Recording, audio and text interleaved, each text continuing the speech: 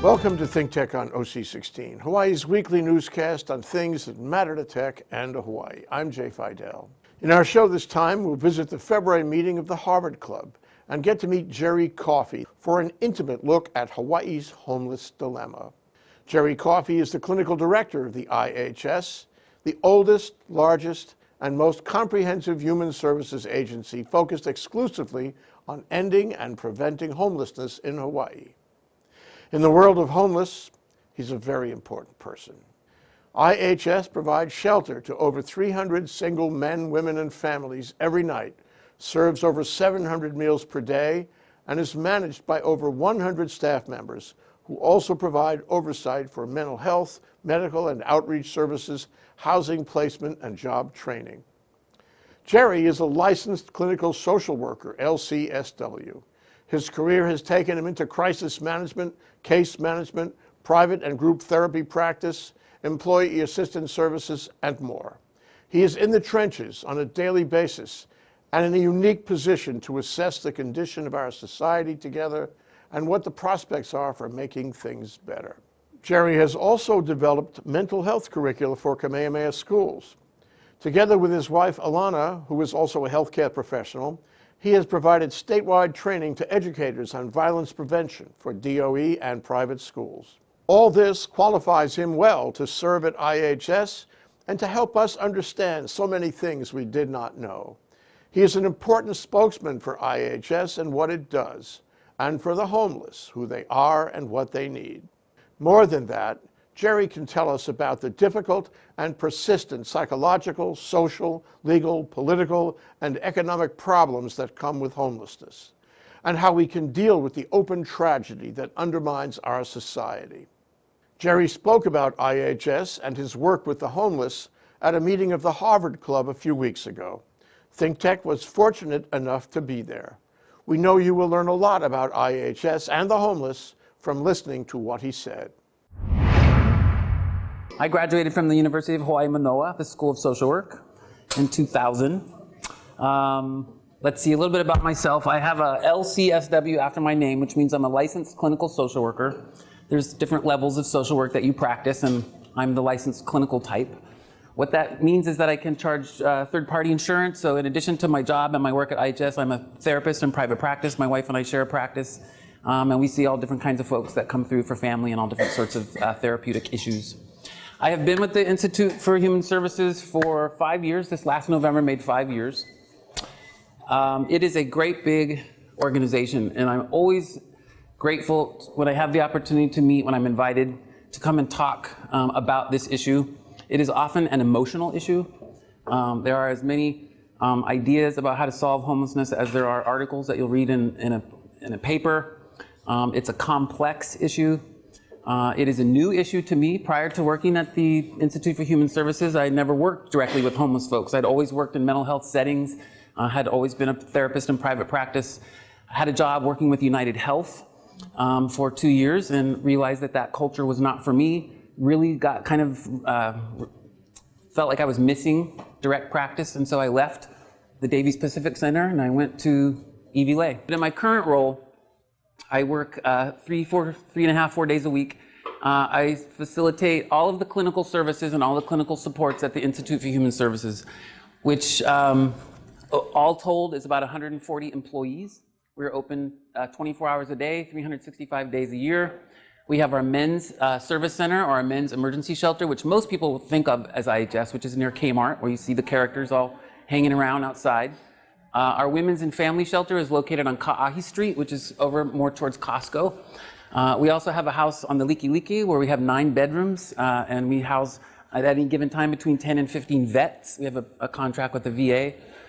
We just 2 months ago opened our new facility on Sand Island, which we're calling a housing navigation center. What else do we have? We also just opened a 9-bedroom home just off Middle Street that is intended to be a medical step down. It's a contract that we have with Queens Hospital to expedite folks out of the hospital who otherwise would leave the hospital AMA to return to the street and be homeless. Homeless folks, as you probably know, cost us a lot of money. They're frequently in and out of the emergency room, frequently in and out of psychiatric beds. So this is a kind of an experiment that we're trying with Queens Hospital to create an option for folks who would otherwise leave the hospital to have someplace else to go prior to going to the street. Why do they leave the hospital early? They leave the hospital early because they want to have a cigarette and they want to drink. And they can't do that at Queens. So they go in for infusion therapy often for their cellulitis, their diabetes, which gets infected, and they don't complete their course of treatment antibiotics. They go in for a lot of osteo and bone issues, but probably more than anything, a lot of wound care. There's a lot of MRSA, there's a lot of open wounds, and just wounds that just don't ever really heal. High level, that's what we're doing at IHS. We sleep about 400 people a night. We serve over 800 meals a day. Some myths about the Institute for Human Services. We don't require a picture ID, we don't require a TB clearance, and we don't require our guests to pay a fee. A lot of people will tell you that that's not true, but the truth is, if an individual cannot pay the fee, which we do charge because we think it's important for guests of our shelter to have a little skin in the game and put a little something down, it's $100 a month for singles and $130 for families a month. If they can't afford the fee, then they volunteer in exchange for paying the fee. Our men's shelter is about 200. Our women's dorm is usually between 80 and 90 single women, and our family dorm can go as high as 140, 150 people. At any given time, we'll have about 30 or 40 families in our family dorm. 80% of our families are working families who simply aren't able to afford the cost of living relative to housing. We have 2 primary care clinics, one at our men's shelter, one at our women's shelter. We have an outpatient drug and alcohol treatment program that is up and running at both of our shelters. We have psychiatrists, we have nurses, we have master's level therapists and case managers, we have bachelors, we have paraprofessionals.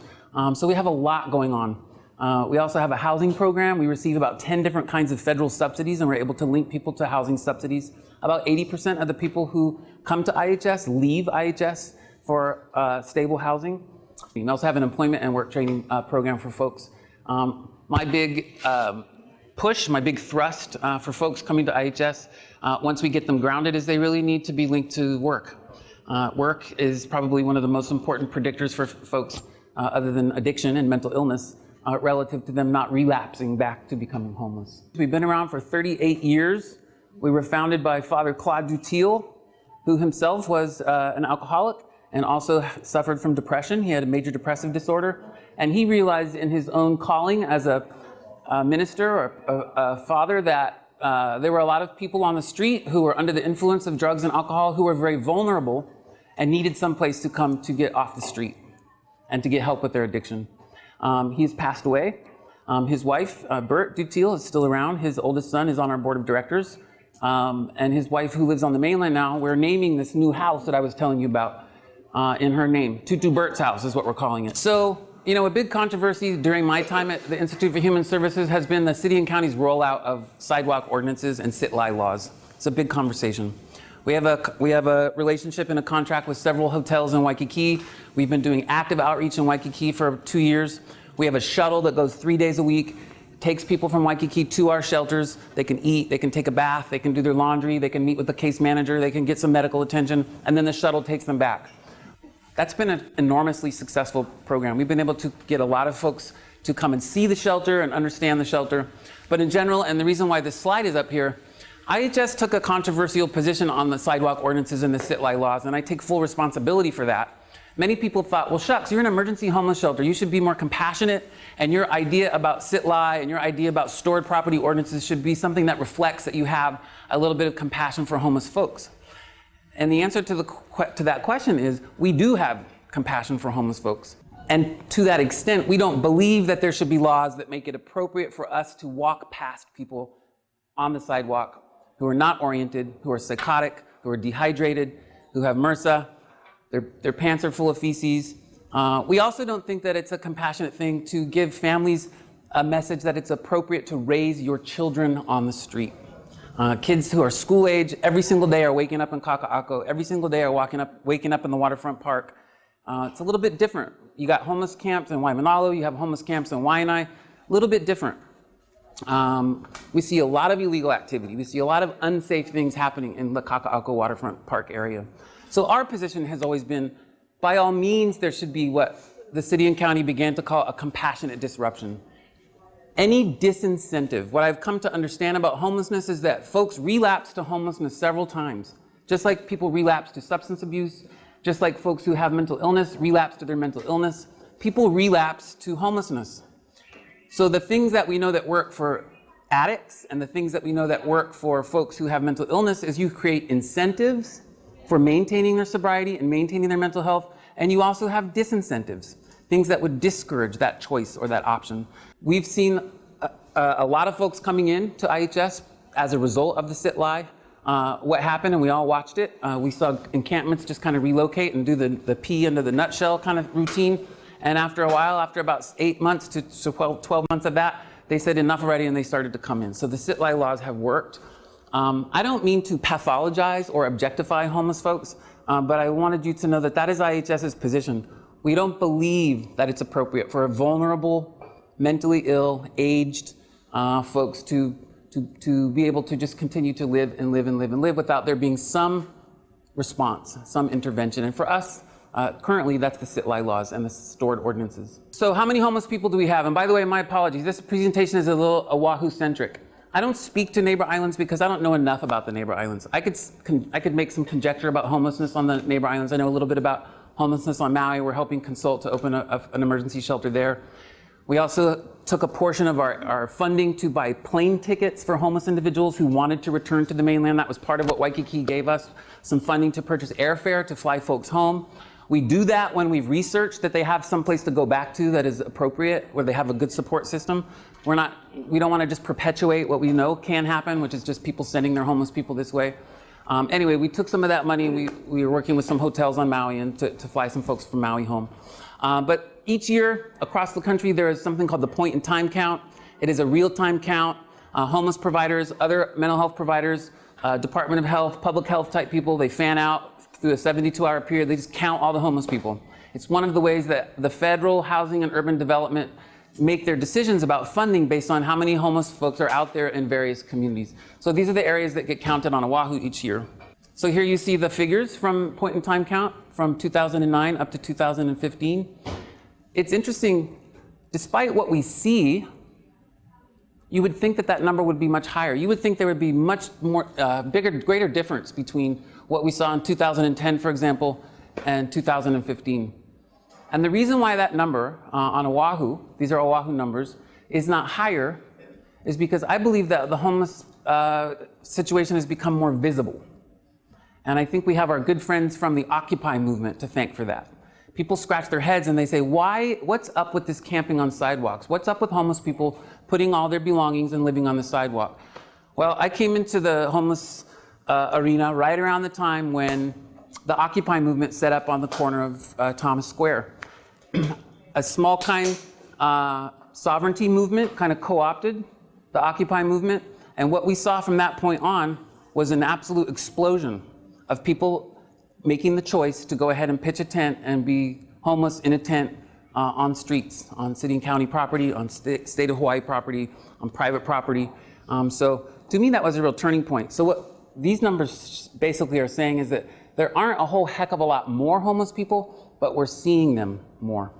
And another part of this conversation would be our brothers and sisters from the Pacific Island nations, our KOFA folks. They recently have joined the camping. For a long time, they would double up. It was something that they just did. It was cultural. They would double up in housing with family members or friends. But as soon as they saw that the local population of homeless began to do that, they felt like that was their invitation to go and to do that as well. I have another slide that says exactly the same thing. When you see sheltered and you see unsheltered, sheltered means folks who live in an emergency homeless shelter or who live in a transitional housing program. The classic scenario would be that an unsheltered homeless person would go from the streets into an emergency shelter. The average length of stay at an emergency shelter in Hawaii for a single male or single female is between 4 and 6 months. The average length of stay for families in an emergency shelter is about between 6 and 8 months. Families, we were able to house them relatively quickly. So other sheltered environments would be transitional housing. Transitional shelters are places typically where people can live for 2 years.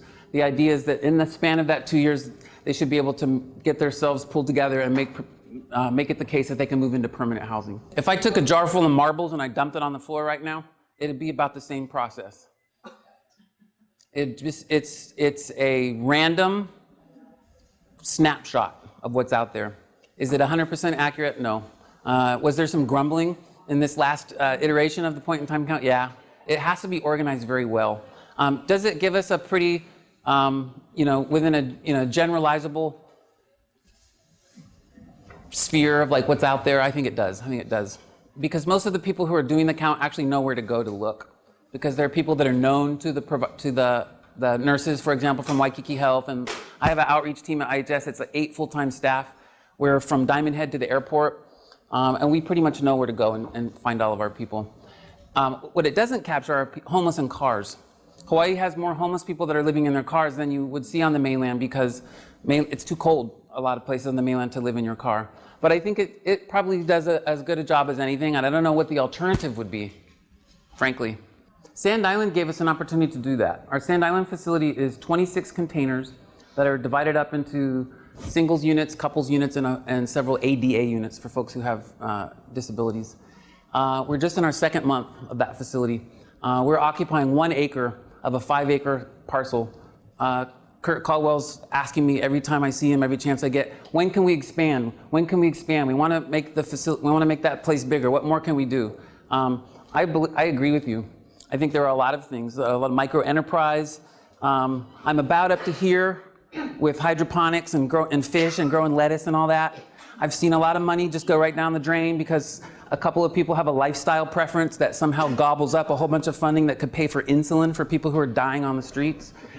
But there are some legitimate micro enterprises that I think really could. I'd like to make screens. Have you gone to City Mill and got a quote to get a new screen made? How hard is it to make a screen? It's not hard. So I agree with you. What I would say about Hawaii, methamphetamine is the drug of choice here. The drug of choice on most of the mainland right now is heroin and continues to be alcohol. The profile of a methamphetamine addict is very different from a heroin addict or an alcoholic. I'd much rather take a heroin addict and house them than a methamphetamine addict. Two very different types of individuals. And so there are some unique things to consider. The largest group of people in this state who fit that description are COFA. These are people coming from the Marshall Islands. It's inappropriate or incorrect, I think, to refer to them as immigrants, because immigration, as it has traditionally worked in the United States, means that you have a sponsor. You have actually somebody who has stepped forward and agreed to take responsibility for your well-being and, frankly, your care and feeding. The wave of folks who have come over from the COFA Federated Nations, they're coming without any of those supports, and they lack just about all of the fundamental skills that you would need to be a person who would get into the workforce. Can they be taught those things? Yes. Does that take money? Yes. Is that currently a priority for that particular population? No. That population is floundering. I grew up here. I watched all the different waves of immigrants come. When I moved here when I was 7, I had a bunch of friends in elementary school, at Barbers Point Elementary School, Filipinos. And then after that was Samoan, and after that Tongan, and after that was Laotian. We've had Mexicans come too. We've all watched. It's fascinating. I love Hawaii. I have not seen a group come to this state in the same way that the Federated Nation folks are coming, and they're getting virtually no help and support. And they need it more than any of those other populations that came before them, relative to having just frankly an orientation to the planet. They're coming from a subsistence living lifestyle, and no one has really made that a priority for them. On Oahu, again, 599 unsheltered adults with mental illness, 514 adults substance use disorder. I think those numbers are way low, to be honest with you. Same with HIV and DV. Those folks typically are in home domestic violence shelters. So East Honolulu would be basically everything from Diamond Head to Makapu Point. And downtown Honolulu would be everything from Diamond Head to the airport. So what this is showing is where are the concentrations by number in terms of percentage. I'll give you a name and a number to call. If you have people that you see that you're particularly concerned about, that you think maybe need some outreach just in terms of medical and immediate intervention and support. Jerry Coffey's kind of commitment doesn't grow on trees. And we're lucky to have him and IHS and all the other staff and volunteers who serve and save the homeless on our behalf. We need all the help we can get to deal with homelessness in our community, and they in turn need all the help they can get from us. The huge size and scope of homelessness in Hawaii is undeniable.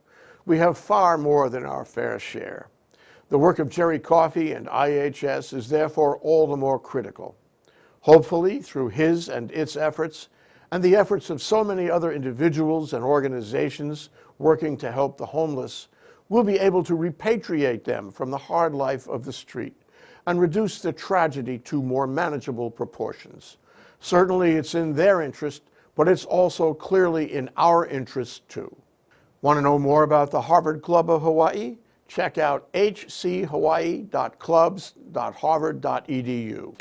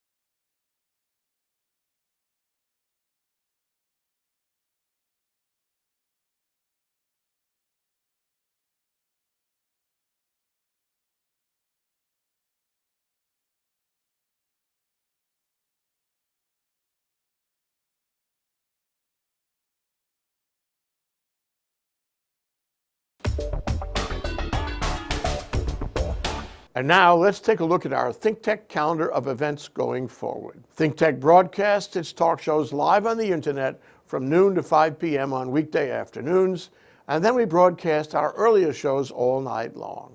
And some people listen to them all night long. If you missed a show or you want to replay or share any of our shows, they're all archived on demand on thinktechhawaii.com and YouTube. For our audio stream, go to thinktechhawaii.com/radio. Visit thinktechhawaii.com for our weekly calendar and our live stream and YouTube links. Or better yet, sign on to our email list and get the daily docket of our upcoming shows. ThinkTech has a high-tech video studio at Pioneer Plaza in the core of downtown. We invite you to come down, see our studio, and be part of our live audience. Contact me at j@thinktechhawaii.com. Be a part of our civic engagement and raise your awareness on ThinkTech. Go ahead, give us a thumbs up on YouTube or send us a tweet at ThinkTechHI. We want to know what you're thinking and how you feel about current issues and events affecting Hawaii. We want you to stay in touch with us, and we want to stay in touch with you. Let's think together.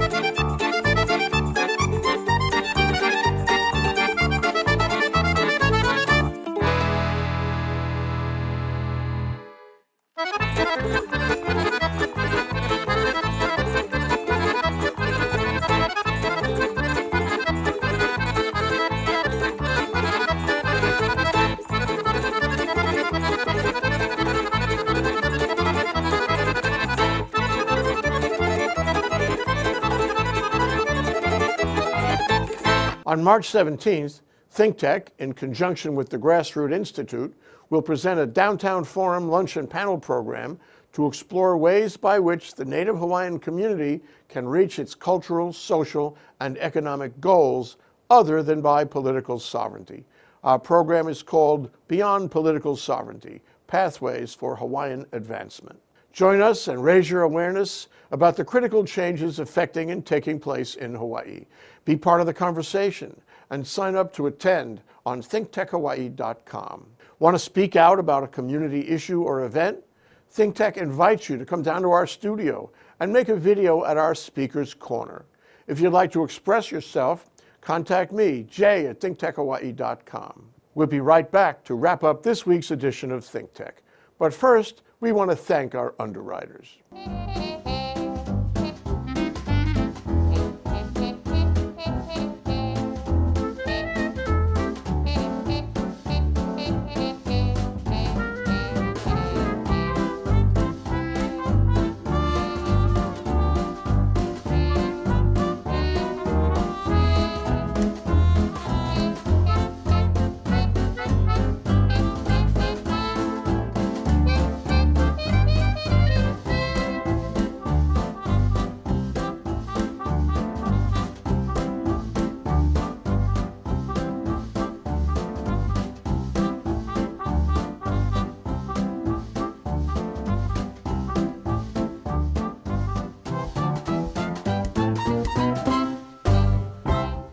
That wraps up this week's edition of ThinkTech. Remember, you can watch ThinkTech on OC16 several times every week. Can't get enough of it. For additional times, check out oc16.tv. For lots more ThinkTech videos and for underwriting and sponsorship opportunities on ThinkTech on OC16, visit thinktechhawaii.com. Be a guest or a volunteer, a producer or an intern, and help us reach and have an impact on Hawaii. Thanks so much for being part of our ThinkTech family and for supporting our open discussion of tech, energy, diversification, and globalism in Hawaii. You can watch this show throughout the week and tune in next Sunday evening for our next important weekly episode. I'm Jay Fidell. Aloha, everyone.